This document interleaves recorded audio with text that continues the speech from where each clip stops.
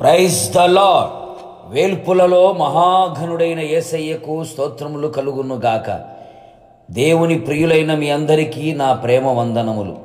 ఈ దినపు యేసయ్య జీవపు మాట 15వ కీర్తన 4వ చరణం. అతడు ప్రమాణము చేయగా నష్టము కలిగినను మాట తప్పడు. జీవము గల దేవుడైన యేసయ్యను నిత్యము సేవించుచున్న వారలారా, మన యేసయ్య మాట తప్పనివాడు. మాట ఇచ్చి నెరవేర్చుటకు సమర్థుడు, సర్వశక్తి గల దేవుడు. ఆయన చేసిన ప్రమాణములలో లేక నిబంధనలలో ఏదియూ తప్పిపోలేదు.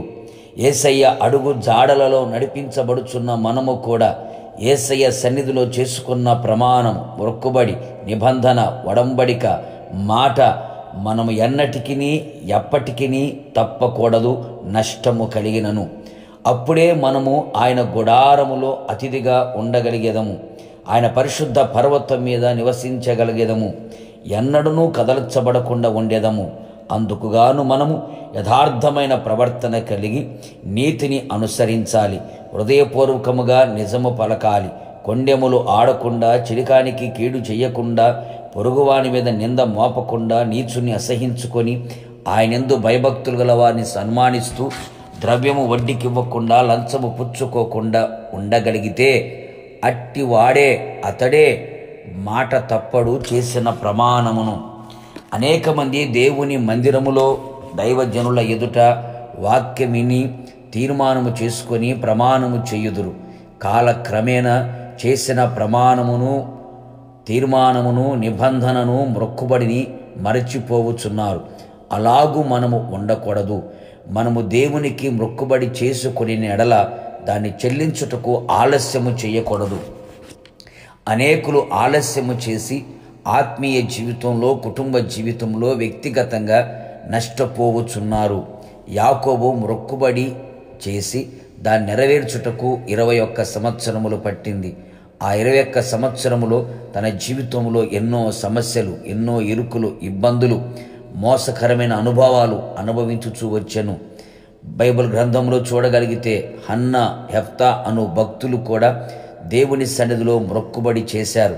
వారికి నష్టము కలిగిన మాట తప్పకుండా దేవుని సన్నిధిలో చేసిన మొక్కుబడిని వెంటనే చెల్లించి వెనుకాడక మాట తప్పని కారణాన్ని బట్టి వారి జీవితం ఉన్నత స్థితిలోనికి వెళ్ళినట్లుగా బైబిల్ ఘోషిస్తున్న నగ్న సత్యము. కావున దేవుని ప్రియులారా, దైవ భయము కలిగిన వారమై మొక్కుకున్నది చిన్నదైనా పెద్దదైనా సరే మనకు నష్టమైనను చేసిన ప్రమాణమును తప్పక మాట నెరవేర్చదము.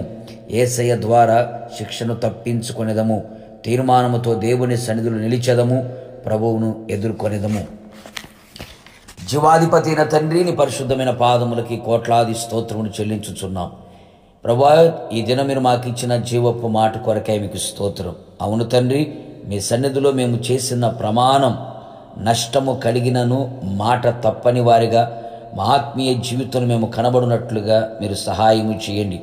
ఎన్నో పర్యాయాలు మీ సన్నిధిలో దైవ సేవకుల ఎదుట మేము చేసిన ప్రమాణం, మాట ఒకవేళ తప్పిపోయి ఉన్నావేమో, మర్చిపోయి ఉన్నావేమో, ఇది మొదలుకొని ప్రభువా నిశ్చయముగా చేసిన దానిని తప్పనిసరిగా నెరవేర్చుటకు మీరు కృపదయించమని కోరుతున్నాం. ఆలస్యము చేసి నష్టపోకుండా మాట ఇచ్చి నెరవేర్చడానికి ప్రభా కృప అనుగ్రహించండి.